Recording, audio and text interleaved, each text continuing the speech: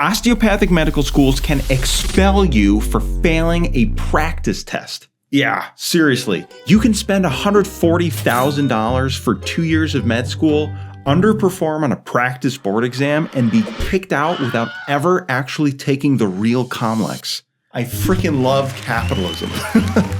Laura's school required her to get a 450, which is pretty standard. But after studying on her own and trying a big name test prep program, she was sitting at a 330 and getting ready to send in her Walmart job application. I'm serious, like it was not looking good. I rebuilt her entire study strategy and basically taught her medicine from scratch. Now, where's my 140K? Oh, you suck! On her very last COMSAE attempt, sphincter tone at an all-time high. She finally hit the 450. Then she passed her real COMLEX level 1 on her first attempt, passed all her shelf exams, and passed level 2. In this interview, Laura breaks down exactly what changed, what actually moved her score, and what she wishes she knew earlier. Her contact info is below if you want to reach out with questions. Hi, my name's Laura. I am a fourth-year medical student currently applying for PEDS, and I have been able to pass level 1, level 2, and all my COMATs with pre-med-educated. Well, Laura, thank you. Seriously, though, thank you very much for coming on today. Oh, yeah, for sure. To talk I to think anybody. No, like you get brought up. Well, not you specifically. I talk about my tutor, so it's not like I'm not going to name drop you during my interview. Maybe I should. I don't know. But it's important because like this is a good talking point because you can talk about how you've overcome adversity and then been able to go, hey, I've been able to change my thought process and my thinking because I realize it's not about how much time I'm putting in, but how I'm using the time and how I'm changing my thinking. And I think that was really important in tutoring, that I realized that a lot of it was about my thought process, not the fact that I didn't have the information. Sometimes, sure, yeah, there's like a few information gaps. But I think what was important was realizing I just needed to change my thought pattern in order to understand what the test writers were wanting. That's good. No, yeah, good. That's awesome. So yeah, could you have a really interesting story, and it's kind of nice. I like you were definitely one of my favorite students, at least like 4th or 5th favorite. At least that's it. I got top 5, maybe. I mean, I don't know, maybe 6. I don't know. But Sadness. we worked together for so long. It's like it's like almost talking to a friend every time we pull up and start a tutoring session. Like, what was your test taking journey like leading up to working with me originally? I like during medical school, I was very much focused on just memorizing things for the exams, but the old like undergrad method of just trying to memorize everything and then brain dump it onto the exams was definitely not going to work for level 1 and level 2. And I knew that at the time. So at first what I tried was like just going to one of those online classes, which was helpful because I got all the information quickly, but I still didn't know how to process everything. So my dad was looking up tutors and we found I got to learn a little bit about John Mark, and like reading his background, realizing he was from a DO school. I was like, okay, great. He gets my pain. And he scored really well. So I was like, I think I should at least just take a chance and start working with him. And it was a really great decision because I was like, okay, I'm not completely dumb. I actually do realize that I just need to reformat and reorganize how I think. Yeah, absolutely. And your school does things a little differently, right? They don't just like let you take COMLEX. You have to hit a 450, right? Right. So because they want to make sure that you are above the passing mark, because they want to make sure when you take it that you're not going to fail, because passing is 400, but like 399 is a fail. Like you're a 1 point difference away. So they want to make sure you're just 50 points above that. And the way they do that is with I call it a gating exam, but it's like the COMSAE. So it's the 4-hour version of the actual exam. So that's the closest that they could do for that. So they were like 450, especially since it's only like a half version of the actual exam. And I do want to emphasize, like, I think everybody has a COMSAE and everyone has like a certain number they have to hit, but your school was going to expel you.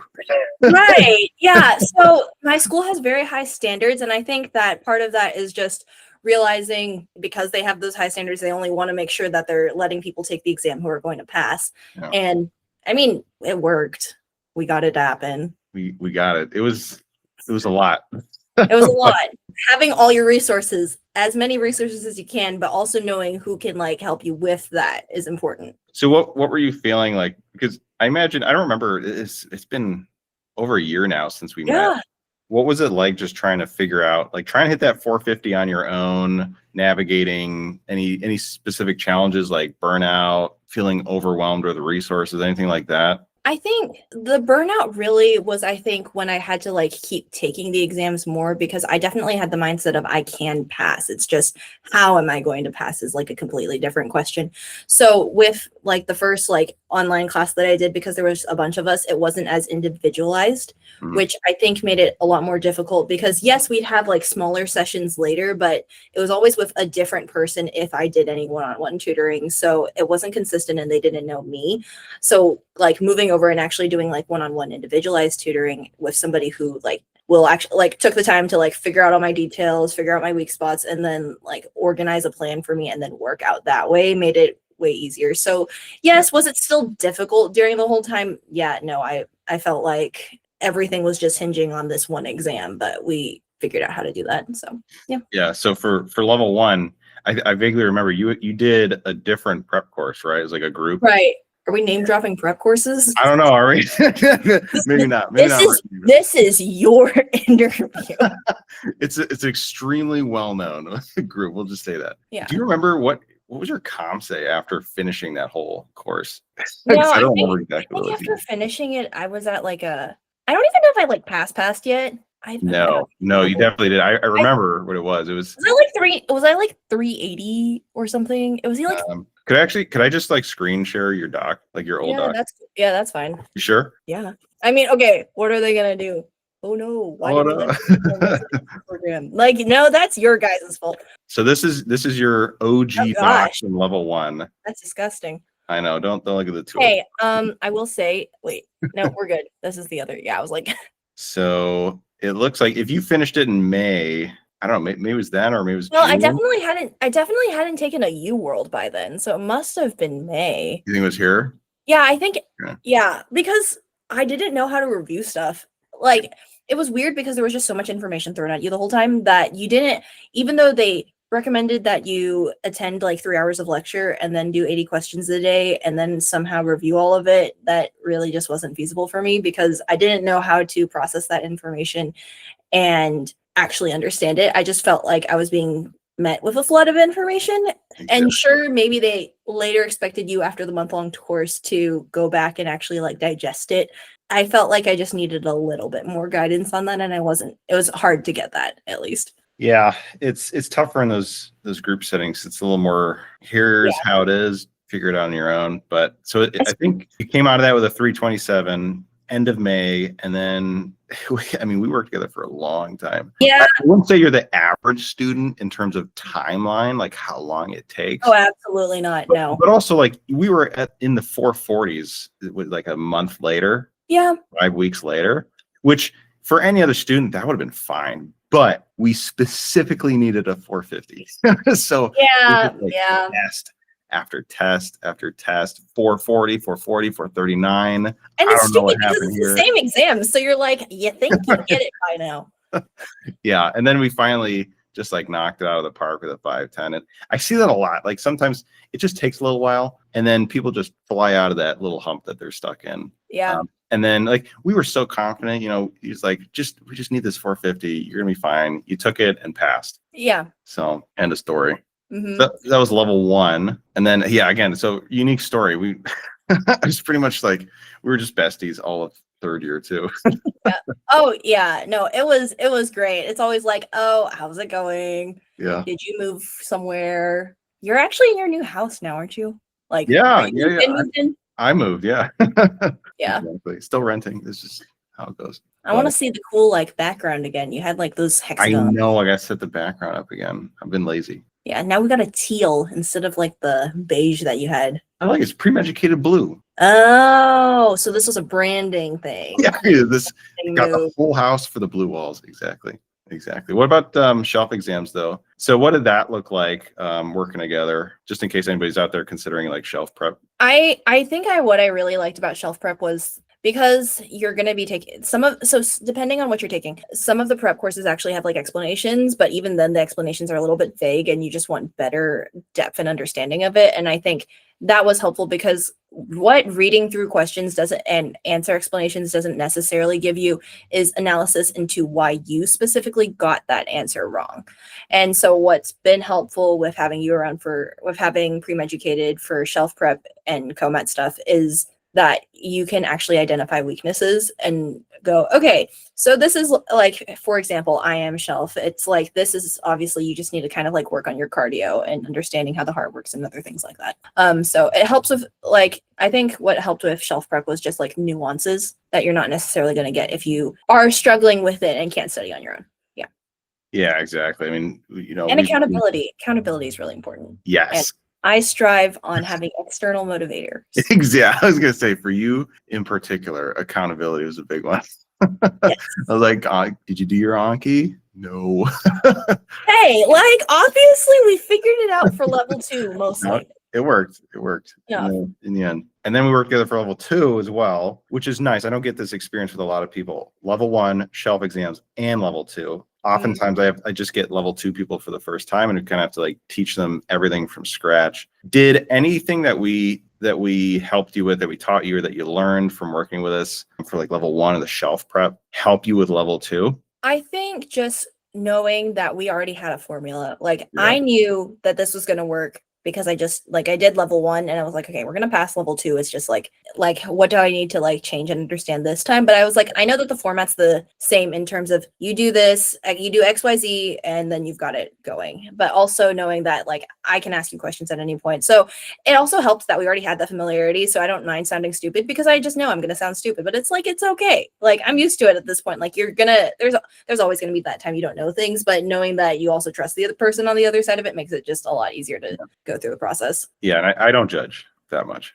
Yeah, caveat that. I was like, I can see your eyes when you're judging, but I'm also like, here's the thing. How much do I care? Like, do I want to pass? Exactly. Yeah. And I feel like, I don't know, correct me if I'm wrong, but I think level 2 was just a lot easier for you than level 1 in the shelf exams. Yeah, I think, well, shelf exams, it was also easy for me because like easier for some aspects because I knew it was like the studying aspect of it, but because like we already built upon this foundation of like shelves and passing all of those, that it made studying for level 2 kind of that much easier because I already had like passed all of my shelves and everything. And so that just made it easy to roll into level 2 prep because I've already been studying this way like the whole year. Absolutely. Yeah. And that's kind of what I was getting at. I figured like that foundation that we set from all that work together really paid off. And obviously it did. You passed all of them first try. I did not. I don't remember shelf exams. I actually don't remember your. It was IM and surgery, but Oh, really? I had to redo those? yeah. But hey, got you through it. Exactly. I was like, no, don't say that. But that's not true. Yeah, no, I forgot. That's somebody else. Honestly, though, like nobody has.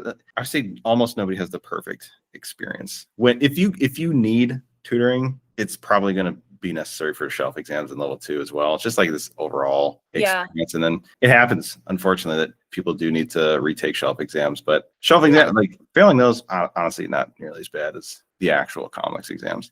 Okay, here's the thing. I don't know how other schools do it, but like as long as you end up passing your shelf, it doesn't show up on our transcript that we even failed. Oh, wow. So like, yeah. So, okay, I guess, so my school's cool. Yeah.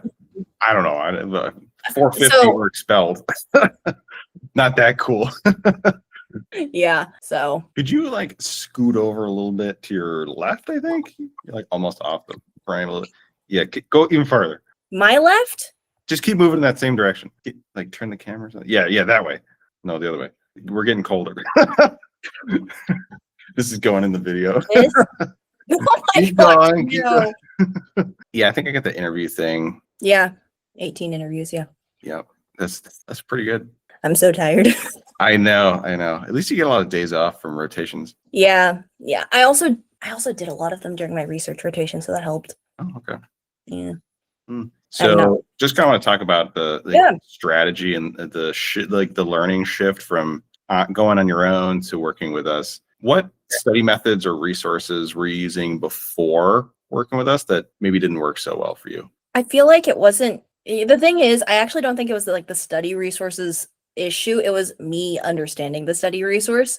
So I used TrueLearn, maybe a little bit of UWorld. I used Anki, but I didn't know how to like take what I had gotten wrong in questions and then translate that to, okay, do I need to watch this sketchy video? Do I need to go and like write out a whole chart and draw that out in order to understand this concept? It was like, because there's so much depth of information, it's like, how do I even process all of this?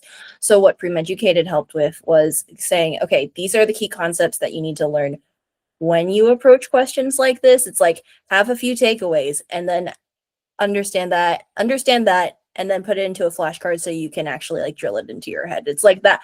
I think knowing how to take the concepts that I was getting wrong and then actually integrate it into my learning was really helpful.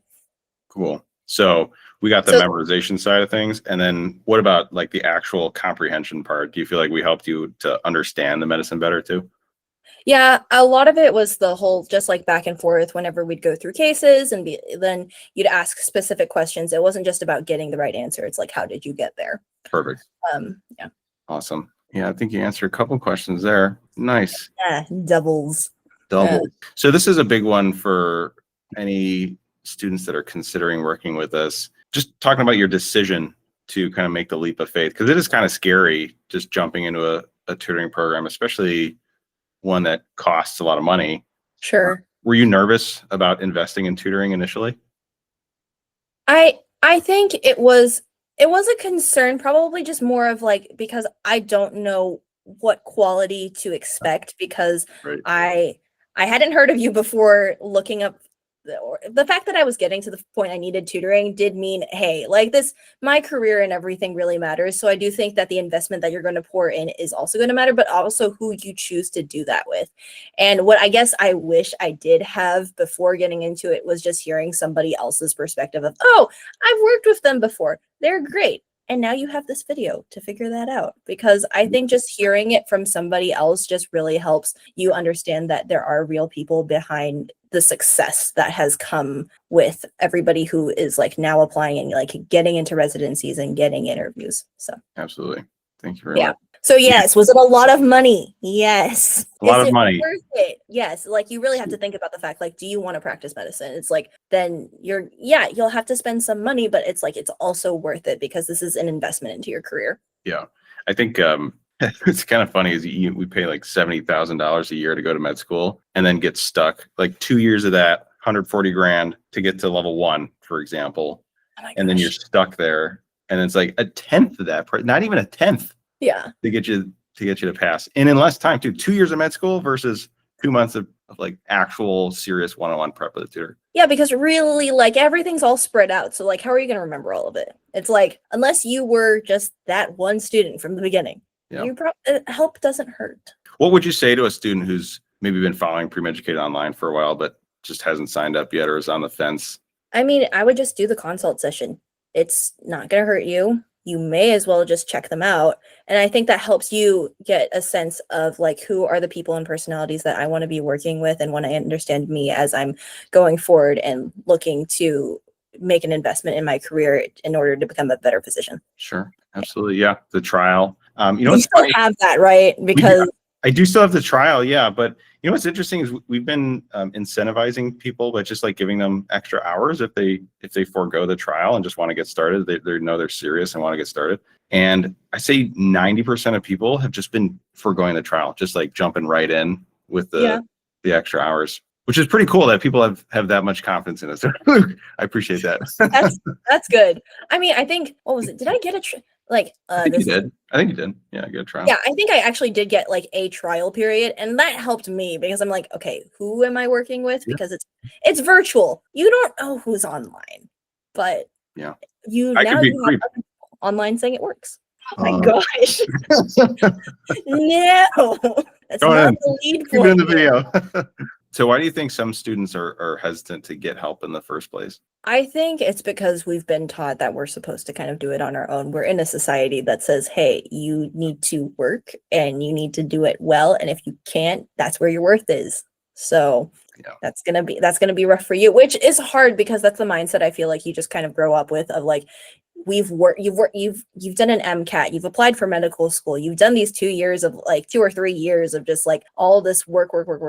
And really a lot of it of your own merit. But I think knowing when to ask for help is actually something that speaks a lot to your character too, because there is no way in the world that you have all of the information and all of the willpower to actually do things on your own. So knowing that there are resources and then figuring out who is there is just really important. So Cool. What do I you have think? no idea what your original question was anymore. That's all right. I forgot too, but it was a good monologue. I liked it. If you had to summarize your biggest takeaway from Pre-Educated in one sentence, what would it be?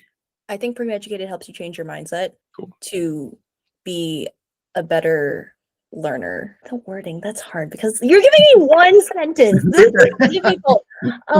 I think Pre-Educated taught me how to change my viewpoints and how to see things from a different perspective. I'm trying to find, I didn't know I had to come up with a one-liner, okay? Like, the one-liner. I'm like, very I vague. think it's like basically you need to learn how to pivot. Learn how to pivot, learn how to approach problems from a different perspective, because there's probably something that you're missing. It's like, that's the line, and I can't figure out how to phrase it right now. So you're just gonna have to go. No, I'm kidding. We'll take it. We'll take it. All right. So we'll wrap this up. Question on my mind is, will you be returning us for level 3? Oh my gosh, yes. Okay, cool. There's no question there. Here's the thing. If I know anything about me, it's just that I need feedback. I don't there are certain people, they can just study for exams without having to discuss things with other people. For me, if I read something on a page, sure, I might understand it, but am I going to understand how it's functionally asked and what that looks like on actual paper and when I'm in testing? So even if I've gained the skills to where I now know how to approach level 3, I don't think you can take away from the actual face time and experience that you get from discussing those ideas back and forth with somebody else. Yeah, absolutely. Sometimes just talking it out is extremely useful. Yeah. For some students. And what I've noticed is a lot of times when a student brings me a question that they want to talk about, and they say, I didn't get this one, could you help me? I say, sure, walk me through your thought process. And then they'll start going through it, and it just like clicks without me saying anything. They get it all of a sudden. It's like, oh, I get it. Yeah. And then knowing that the other person that you're talking to on the other side has the expertise and knowledge to actually understand what questions to ask in order for you to understand what you're thinking is also important. Yeah. Perfectly said. So would you recommend Pre-Educated to other med students, and why? I've done this. Technically, the answer is yes. I've already done that. Well, sometimes we get different answers, but okay, fair. I think Pre-Educated is great if you're trying to find a resource that you need in order to better understand yourself as a test taker, and in order to actually understand the information that that has been crammed into your head for the past 3 to 4 years. It's like, how does this work, and what do the test people want to know? So Cool. Yeah. Anything else you'd want future students to know before they start? He's kind of crazy. No, I'm kidding. Not wrong. I think he cares. He'll probably roast you on some things, but it's gonna be okay. Absolutely. Yeah, maybe. Okay, that's the thing. Don't come to Pre-Educated if you're not ready to get roasted, because you will, especially if you are very flammable. Just accept it. And that's okay. It's all done with love. It's all done with love. Exactly. It's a lot nicer than just straight up getting spit roasted by the general surgeons. Yeah, it's not the same thing as getting pimped. You're judging, and it's okay. But that's a lot different. This is all Socratic method, and honestly, it's more friendly. Yes. We actually care about you as opposed to your attendings on the rotation. Yes, for 100%. All right. And then I don't know if you care about this, Laura, but I'm sure some people watching this will probably have questions for you. If you'd like, would you want them to know where can other med students find you, follow you on socials, anything like that? I can reach out on LinkedIn. We'll include the link in the description of the YouTube video. We'll include the link next to this video in the description of the YouTube video. Yeah, wherever it is, wherever you're seeing this. Cool. Well, thank you so much again, Laura. I really appreciate your time. And I hope everybody watching this appreciates Laura as well. She did this for free. This was unprompted. Yes, that's true. Yeah, no, I'm very appreciative for you, Laura. Thank you. Yeah.